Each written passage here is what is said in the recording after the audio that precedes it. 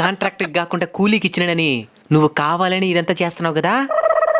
సరే, ఈ ఇంటిని ఈ క్షణమే కాంట్రాక్ట్కి ఇచ్చేస్తున్నాను.